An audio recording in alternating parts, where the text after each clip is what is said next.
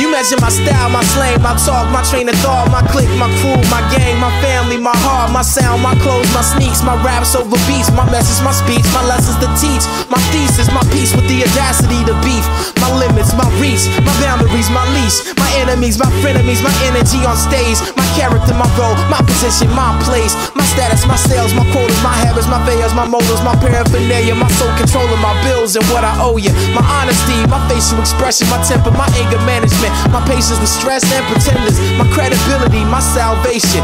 Funny how you measure my love when you are hating. You measure my sins, my image, and my negative behavior.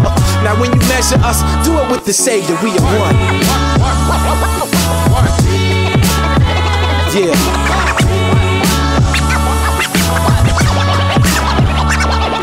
I am your brother, your man, your dog, your best friend, your father, your role model. I'm your #1 fan, I'm your son crying out, your loped out nephew on the block with the tech ready to let loose. I'm a child in the room plotting on my swag and groove, a poor soul that's attached to you.